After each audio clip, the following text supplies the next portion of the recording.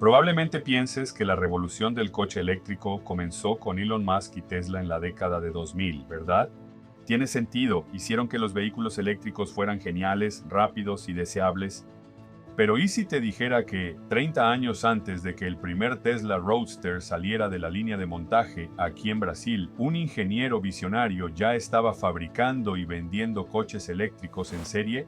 No era un prototipo de laboratorio, era un coche real diseñado para las calles brasileñas que funcionaba con energía limpia en plena crisis petrolera de los años 70.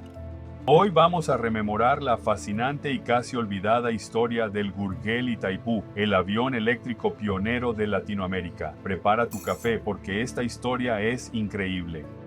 Para entender Itaipú tenemos que remontarnos a 1973. El mundo estaba experimentando la primera gran crisis del petróleo. El precio del barril se cuadruplicó. En Brasil, que importaba la mayor parte de su combustible, esto representó un desastre económico. El gobierno comenzó a buscar desesperadamente alternativas. Fue durante este periodo que se creó Proálcool, por ejemplo. Pero un hombre miraba en otra dirección. Ese es João Augusto Conrado do Amaral Gurgel.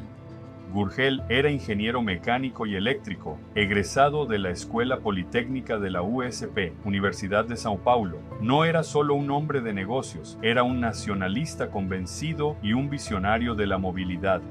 Fundó Gurgel Motores en 1969, fabricando inicialmente buggies y jeeps sobre plataformas Volkswagen. Gurgel ya comprendía que el futuro del transporte urbano no podía depender de combustibles fósiles finitos. En 1974, en medio del caos de la crisis energética, presentó su audaz solución.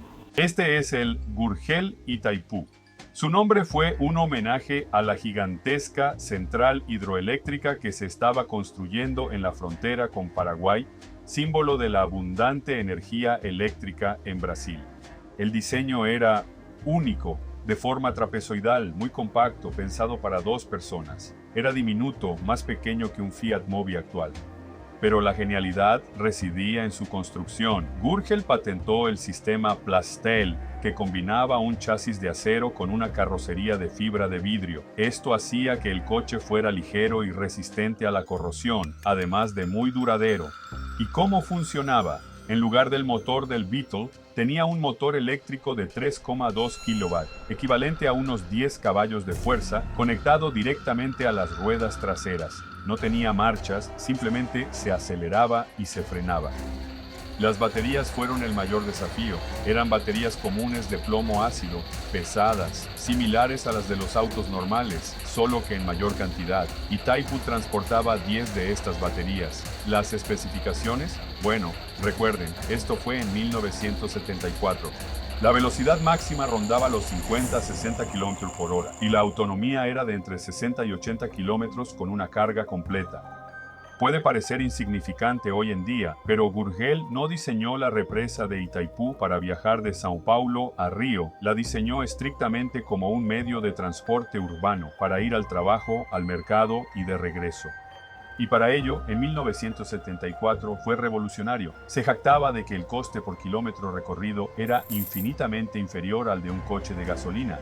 El Itaipú se lanzó con gran pompa. Gurgel incluso produjo alrededor de 20 unidades de presel. El plan era venderlas a flotas de empresas de energía y servicios públicos que tenían rutas urbanas predecibles.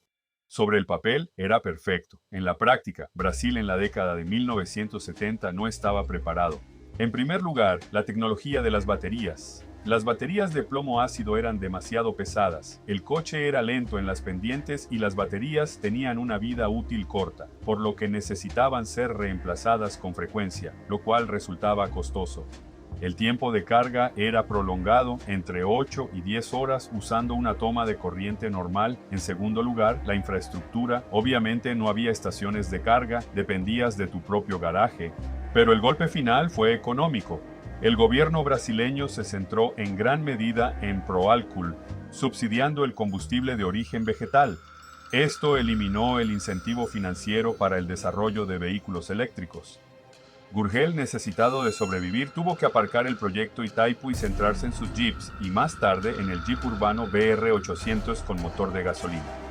Itaipu murió como un pionero que llegó demasiado pronto para la revolución tecnológica. Joan Gurgel falleció en 2009, aquejado de la enfermedad de Alzheimer, y tras haber visto fracasar a su empresa años antes, en medio de batallas legales y la falta de apoyo gubernamental. No llegó a ver el enorme éxito de Tesla ni la electrificación global que predijo hace 50 años. Pero su legado perdura. Itaipu no fue un fracaso de ingeniería, fue un fracaso de oportunidad y de política industrial. Cuando vemos un Tesla hoy en día o los coches eléctricos en la mayoría de los países, debemos recordar que la semilla de esta idea fue plantada en Río Claro, en el interior de São Paulo, por un ingeniero obstinado que creía en el potencial de Brasil. El Gurgel Itaipu fue el Tesla que tuvo Brasil antes de que el mundo supiera lo que era un coche eléctrico moderno, hace más de 50 años en 1974. ¿Y tú? ¿Conocías esta historia? ¿Alguna vez has visto Itaipu de cerca? Deja un comentario abajo. La descripción incluye un enlace donde se pueden ver fotos del Gurgel Itaipu.